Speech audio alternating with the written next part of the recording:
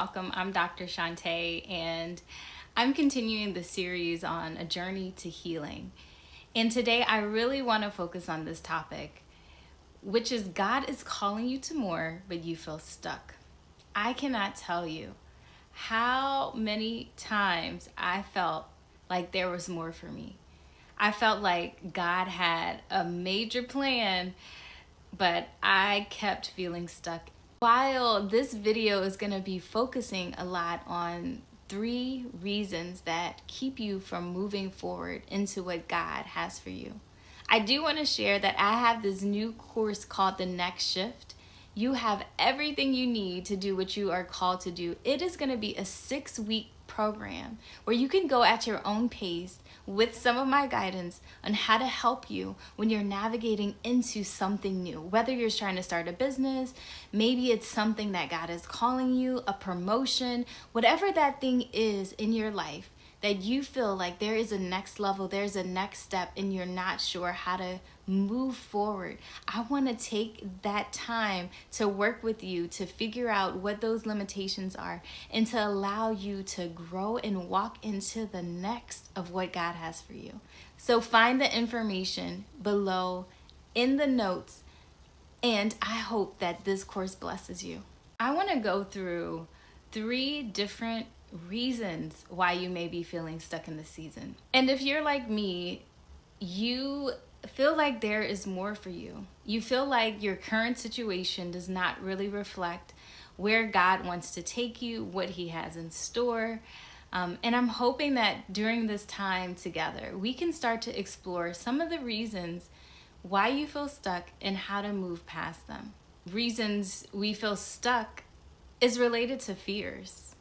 Honestly, when I was really contemplating why I wasn't able to move in a specific season where I knew there was more, I knew there was so much that I felt called to do, but there seemed to be something standing in the way, and I wasn't exactly sure what that was.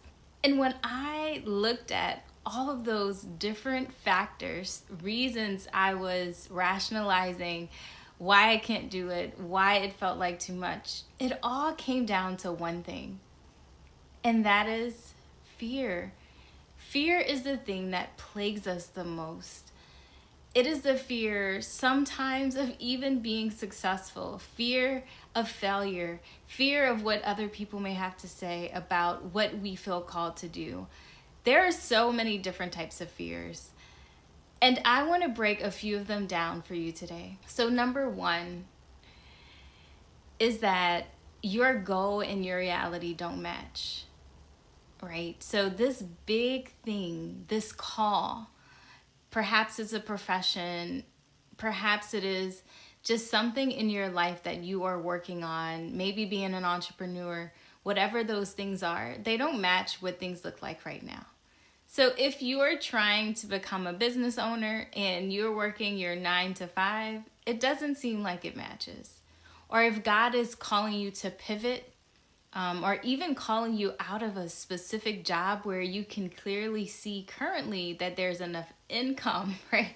But maybe He's telling you to do something different and you don't see the plan. You don't see the budget. You don't see how bills are going to get paid. Your goal does not match the reality. And then the other thing about it is sometimes that goal, that thing that is stirred up inside of you, other people don't get it. You've tried to explain it to them. You've given them the vision that you have. You've shown them the plan, and they still just don't get it. And the reason is it's because it was not meant for them to be the ones to understand, right? God gave that specific thing to you. He gave that goal to you. He gave that dream to you. He gave that idea to you. He gave that knowledge to you. And as long as we're trying to get it validated by other people, friends, family members, then sometimes what you are called to do will be stunted. You will feel stuck. And it's not saying that you can't get godly counsel. I think it's important to be able to have people that you trust, who can speak life, who can give you insight. Especially if it's something you're trying to go into, it's nice to have someone you can discuss those plans with.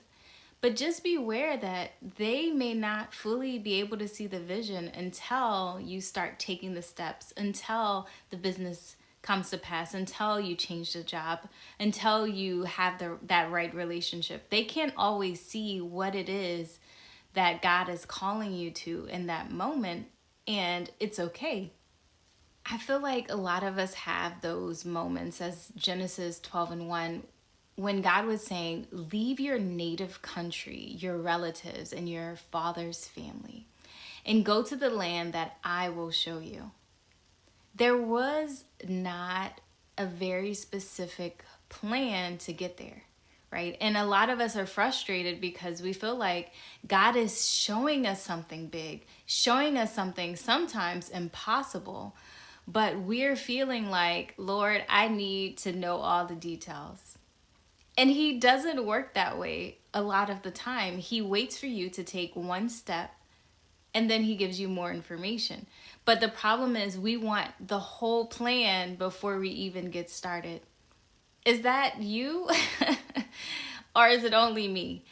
I know I have wanted to know the whole thing, to understand every detail, in order to not be afraid, in order to feel comfortable, right? That word of comfort. And it's what also keeps us stuck, because we're waiting for everything to line up before we actually make the move. But unfortunately, I've come to tell you that a lot of times, especially in the kingdom, God wants to know, will you trust him? Will you have faith? Will you move and pick up everything like Abraham had to do? Pick up everything and just do what he said to do without all the details yet. And he's hoping that you will do that.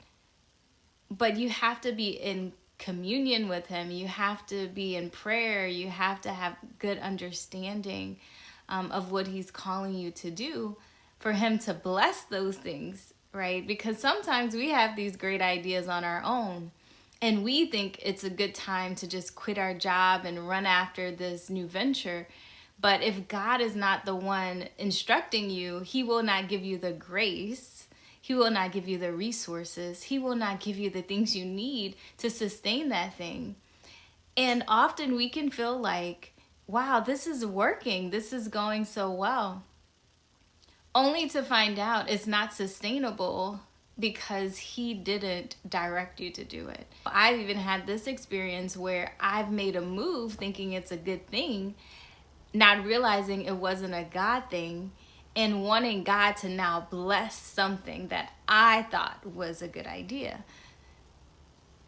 I might be by myself, but I don't know if you've experienced that, right? So it is important for us to have goals, to understand what God is calling us to in this next season.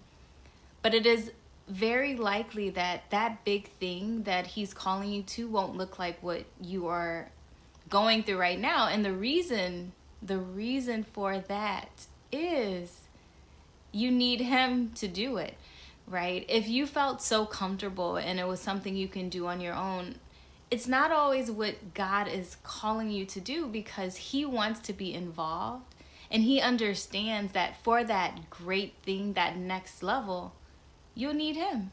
I recently had a friend who was promoted, and she was feeling like, wow, this is a lot. I'm not sure, how to manage this season. It's new, and I'm having to lead. I'm having to guide other people in a direction that I've never been in before. And so often, we can look at situations like that and think it's imposter syndrome. Think that maybe, we don't have enough. We're not able to perform at the specific level. But God will put you in those places. He will promote you, not necessarily because you know everything, but because he has a specific plan. And often he feels like he can trust you. But in him trusting you, you also have to trust him, right? for the strength, for the grace, for the things necessary to fill in that void, to fill in the need. So it's natural to have that feeling sometimes of inadequacy, but it's a recognition that you were not made to do this by yourself. It's a dependence on God that only He can give to you. So it's going to be important as you are thinking about, wow, God is calling me to more. He's calling me to greater. But recognizing there needs to be a space for God to fit in, right? If you can do it all by yourself, then why would you need Him? The second reason why you may feel stuck in the season when you know God is calling you to more is that you don't feel like you are enough. And I just mentioned this idea of imposter syndrome. You're not feeling like you have what it takes to actually do what God is calling you to do. And this stems from lots of different things. Sometimes this idea of feeling inadequate, feeling like you don't have enough, could stem from childhood. Maybe there weren't enough people telling you when you were younger that you are able to do it, that you have the strength, that you're intelligent. Maybe there are people who were negative and always critiquing you and criticizing you. That can prevent you from feeling like you are good enough. This idea of adequacy, I've mentioned it before in other videos, is just really making sure that you are affirming who you are by understanding what God's word says about you, by understanding and knowing what God says about you. I made this other video, if you want to go back and watch, just this concept of that you have worth and value. You're going to need that to enter into anything that God has planned. You're going to need to be firm in knowing who you are and understanding that you were called to do this. That it doesn't matter what it looks like. It doesn't matter if you've even failed at this thing before. If God honestly is telling you to do something, He will equip you. It is a process. It's a journey. People don't talk about that part enough. Oftentimes people feel like it should be easy if God is calling me to it. And sometimes there is this process that happens because God is pruning you. He's shaping you. He's molding you to get prepared for what He has. If you are not willing to put in the work, to have the preparation, to be ready, because He's trying to allow you to be sustained in it. It's not good enough to just get to the top, right? He wants you to stay there. And if we're honest with ourselves, the thing you're asking God for right now, you don't even have what it takes to sustain it. I had to be honest with myself sometimes that what I was asking God for in my business, what I was asking God for in my career, there were things inside of me, there were traits, characteristics I needed to grow in. I was waiting for Him to bless certain things, but had I done the preparatory work to be able to receive everything that He had for me? So instead of looking at it as an inadequacy, looking at it as not having enough, let's take this time to start preparing for what God is calling you to. Just tangible examples. If you're having difficulty being on time, let's work on that, right? If you need more when it comes to emotional intelligence, when it comes to handling your anger, let's work on that. If there are things that you still have not released, that you're still grieving, there are wounds that are still open, and you know that you need to heal in those areas, let's work on that. If you need therapy, let's work on that, right? So let's do the work to prepare for what God is calling us and to leave space, as I previously mentioned, for Him. 2 Corinthians 3:5 says, not that we are competent in ourselves to claim anything for ourselves, but our competence comes from God. God knows that you are not competent in some areas of what He's calling you to do. But He also knows that He gifted you with skills that some other people don't have, and is the reason He's positioning you for that next thing. There will be areas that you just can't do it on your own. that you will need God to pour into you. You will need his strength. You will need his hope. You will need his faith. You will need him to be able to move and to be able to keep on going. Are you preparing? Are you doing the work? Or are you deciding to make excuses on why you can't do it? And I'm sure your excuses are legitimate, right? I've had them, okay? There are real reasons that limit us. There are real reasons that keep us stuck. But this is the season to start moving past those reasons, to move in spite of those reasons. There are things I've been able to accomplish in my life in spite of, right? It's not that it was easy. It's not that I had it all together. It usually felt like things were falling apart. It usually felt like it was a challenge. But God was so gracious that I was able to accomplish those things in spite of. So what is it for you that is holding you back? What are you telling yourself? What are you reciting in your mind that's making you feel like you're not adequate? That's making you feel like you don't have enough? And where can God fill those gaps for you? And number 3, you don't have the right connections. I had to pause on that one because I know people feel like they don't have the right connections. They don't have the right resources. They don't have the right things that they need to do what God is calling them to do.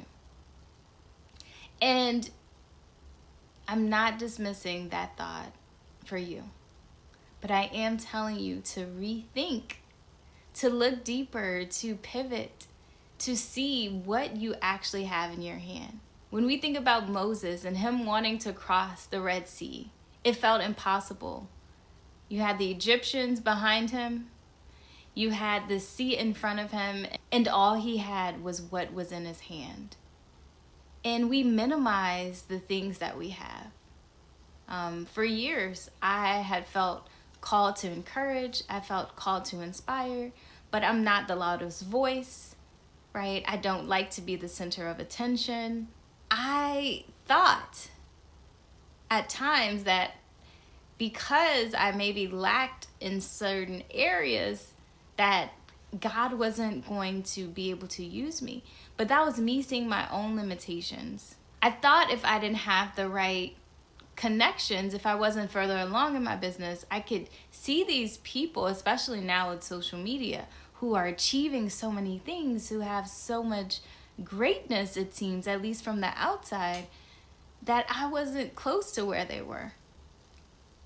But when you become firm in knowing who you are, knowing that God wired you uniquely, that God designed you specifically, you don't have to wait for the right person to connect you. God will open doors for you that you never expected. I've had connections with people who've had large platforms that I never even knew before entering into the space. Or maybe someone I knew shared what I was doing with someone who was the resource that I needed, who was the connection that I needed. But sometimes we are not being true and authentic to who we are. We're trying to fit in a mold or thinking we need to be like everybody else. Your journey will not be like everybody else's. Your journey will not look like everybody else's. And that's okay. You have to figure out who you are, and you have to figure out what God is calling you to do. So for some people, that connection that they're seeking will come in the form of friends that they already have. People they can already call, someone who can mentor them, right? For others, God may be showing you to take a step of faith, to attend a workshop, to attend a conference, to take a course, to do something that will ignite that faith in you. For others, he will have it in his blueprint, the Bible. And as you're reading, he will give you divine insight that you couldn't get from anyone else. You couldn't get from years of training. And while I'm an advocate of education, I spent years as a physician studying, and I continue to have requirements that require me to study. And I read so many books when it comes to personal development. I recognize that there are some downloads that I've received. There are some things that God has given me, some knowledge that surpasses even my education because I went to him. I trusted him. So whenever you are in alignment, whenever you are following that thing that God is calling you, I'm not saying it's going to be easy, but I am saying that he will provide what you need. Don't overlook what you have. If you're a singer, you have a voice. Don't overlook that. Maybe God is going to use that for something. If you are a speaker, don't overlook that. If you're just a compassionate person that naturally draws people in, don't overlook that. If you have had previous skills that you've learned in a different season of your life, God will bring that back sometimes. Right? Don't overlook experiences. Don't even overlook those difficult seasons that you felt like you would not have made it through. I can't tell you how much of what I'm sharing in these videos, this idea of journeying to healing, has come because I had to heal first, right? I've had to endure challenges. I've had to endure difficulties. And that is what gives me the passion to talk about these things, the passion to encourage you to move forward. And while I would not recommend or want to have gone through these things in my life, I can see now on the other side how God is going to use it. And I need you to see how God is going to use it for you. How every challenge, how every disappointment, how every negative word spoken over you, he is going to use that. And oftentimes the things that frustrate us the most, the challenges that disappoint us, is what he's using and even calling us to serve people in that same area. So while I've had my own history of trauma, my own history of challenge, he can use those things to help someone else. He can use what I've learned to inspire someone else. And he can do the same to you. So instead of focusing so much on the lack, so much of what you don't have, so much of who you don't know, of what you are unsure about, focus on what you do have. Write a list of your skill set. Write a list of your talents, and don't tell me you don't have one. Because if you can't think of one, think about what people always say about you. What people are always asking you for. What people are always asking you about. And pray. Ask God to reveal to you, what are the things, Lord, you have called me to do. And for all of us, he's called us to serve. To serve in some capacity. Whether it is through our workplace, whether it's you being a parent, don't minimize that. People want to be better parents. People want to be better at whatever that thing is that God is calling you to do. Don't minimize that. So as you contemplate the 3 things that I shared today, as you think about where you are struggling with fear, where you are struggling with feeling stuck, where you are struggling with moving forward into the plans of God, I pray that he open your mind to show you what those barriers are, to show you where you're stuck, to show you why he chose you, why you are sufficient, and why someone needs you. Please like this video and share. I hope that it blesses you and that you subscribe to the channel for updates.